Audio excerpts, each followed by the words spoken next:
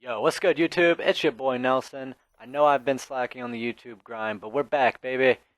This is actually a new series I wanted to start. It's actually my first series on YouTube, and it's I kind of stole it from Sharp, who's on TK. It's the Road to Pro series, which basically I'm just gonna be talking about like how I started, how I got into gaming, like Xbox, or Call of Duty competitively, just everything from the beginning, and then go on like as the story goes through each video.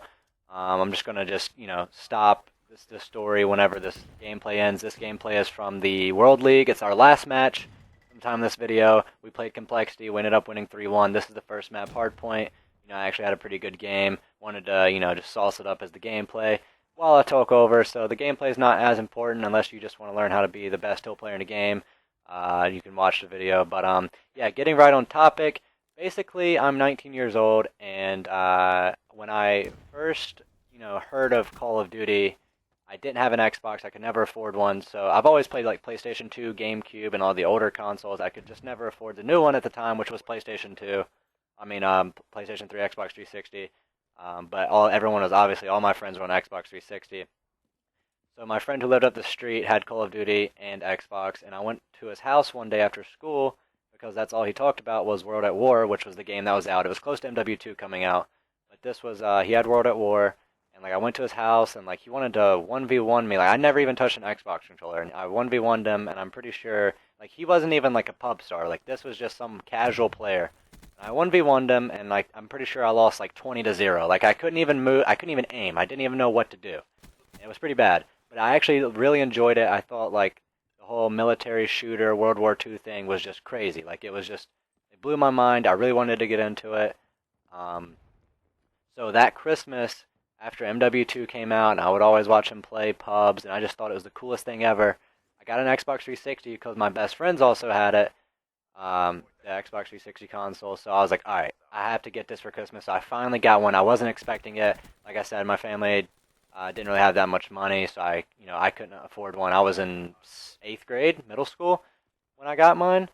So yeah, 8th grade was pretty sweet. But yeah, in 8th grade, like I played a few pubs when I got mine at MW2. I ended up getting all the older Call of Duties too, just to play them all. So I'd play pubs and all the Call of Duties all day long. It was a fun time. Well, one day in one of my classes, my best friend at the time, who I really liked, I just met him that year too in that class. He told me about game battles, and like I just played pubs at that point, and I was actually really good. I remember my first ever pub ever online on Xbox Live. I actually like went positive in, which is kind of crazy to think about, considering the fact that I pretty bad. But I was never bad at video games in general. It's just I had never really touched that new Xbox 360 controller before. I was kind of a PlayStation guy, but it was just it was whatever. So he told me about game battles in class one day that we had to play together. And when I got home, like we played, like made the team, like I learned all the rules of game battles. We played, and like it was S&D only in MW3, and I was actually pretty good. And this was I actually got my. I don't mean to stop the story again, but I actually, now that I think about it, it was so long ago. I got my console in 7th grade, played MW2 pubs, whatever, and Black Ops 1 that year, Black Ops 1. And then 8th grade was MW3. This is where it started. 8th grade, MW3, my friend. So I'd been playing Call of Duty for a year and some days at that point, like middle of MW2 till all Black Ops 1. So MW3 came out, and I honestly, played when I first got my game battles, like my first ever game battles match. I'm pretty sure we lost. It's like I didn't even know the rules, or not. Like I didn't really know how things worked. It was just I was that lost. So we played. Kept playing every day, all day, and we finally started going. Like I remember one time we started like 16-0 on the GB ladder, which is actually like pretty decent considering the fact that I never. This is like my first ever time going competitive, and it was still game battles, so it wasn't like a tournament, a LAN. It was just against people around my skill level, kind of better than me. But we actually ended up beating good players sometimes. It was just crazy because of how fast I picked up on things. And it was S&D only, and I really like understood the concept of S&D really well. So it's all I played. And then from that point on, I started watching GB tournaments from like I saw from the website, like people who won. I made a Twitter at that point. It was like under random gamer tag. It was just all just to keep up with competitive. and I'd be playing every day with my friend. And like at that point in time, I idolized Fizzerp. I used to watch all his streams, and like at the time, I only had one computer in my house, and it wasn't in my room. It was across the house, so I would be on my Xbox, and I would send Fizzerp a message when he was streaming, and I would run to the computer to go to the stream, and then see my message pop up on stream or like my friend request, and I would just start fanboying. That's how I was then. I was like 13, 14. It was whatever. But I was a huge Fizzerp fan. I love TKO. I love how he ran S&D. I wanted to be just like him. Just be a beast at S&D.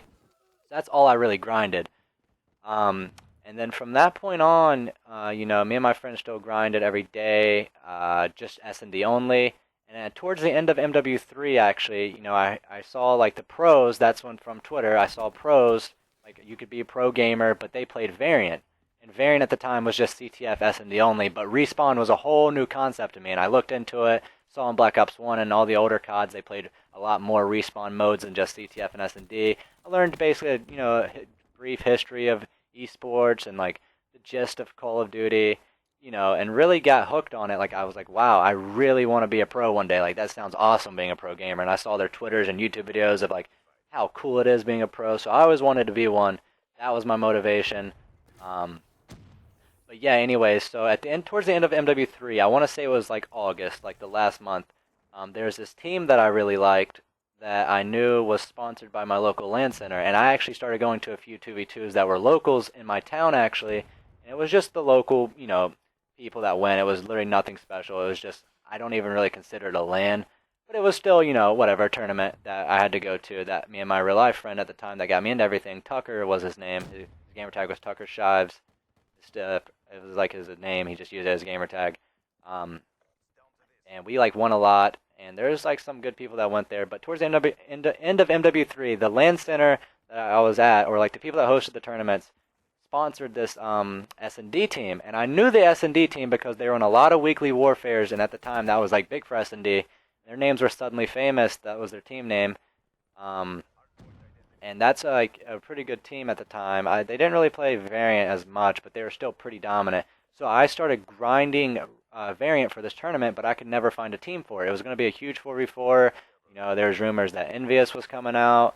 A little pickup squad of pros. I really wanted to play against the pros on LAN, so I tried finding a team, could never find one. And apparently I heard, like I don't know how I heard, but Suddenly Famous apparently needed one. For this tournament, and they were sponsored by them. That's how I found out about everything. And they were going anyways, and they needed one. So I messaged the leader on GB. On GB messages, I was like, hey, I'm going to the LAN. I'm a beast, whatever. I can start grinding Respawn. Like, I'll get the hang of it. Like, I'm really good at S&D. I live close. I can go 100%. I really want to play. And I messaged him on every day on GB for like 5 days to a week, and like literally like every day. Did not miss a day of messaging him, asking him to play with me. And finally, he messaged me back like, yeah, sure, like, see you there, homie, like, whatever, we'll play with you. And at the time, like, I was, like, grinding GB, like, Forum 8s, trying to get good at Respawn. I didn't even know what weapon to use. I ran, like, I'm pretty sure I was the AR player, and it's kind of crazy to think about now. If someone, saw me with an AR in my hands, they'd laugh. I'm not OBJ now, as you guys can see in this video. But I ran AR. We got to the tournament. It was a crazy experience. There was the pro team there as a pickup team. It was Aches, 4Play, Stainville, and then our friend Mothina, who I ended up later teaming with, that you guys will probably hear about in the next video in Black Ops 2. But that was their team. It was a little local envious team, nothing special. But they're still pros, and in my eyes at that time, I wanted to go hard versus them. I wanted to win. And there was a few other good teams there of players that I knew that were actually pretty, not well-known, but they were decent. They were good. So we ended up playing this tournament, and, I went so hard. I got shit on, I'm pretty sure, every single respawn. But I had the time of my life in S&D. Like, literally the best S&D I've ever played. Better than the 18 bomb on Redwood. It was crazy. We ended up winning the tournament. I made, like, well over 2K. Like, we made over 2K each. I was hyped. It was a great time. I had fun. I really showed myself. But, hey, this is the end of the story for now. There's a lot more to come. I can't believe I, didn't even get that far, but that's how I started. The next video I'll probably be uploading tomorrow, honestly. I really want to tell the story. It's a lot to tell. I'll be uploading that tomorrow. But give me some feedback on this video if you guys actually want to hear more about it. But this has been the Road to Pro Series, Episode 1, and peace.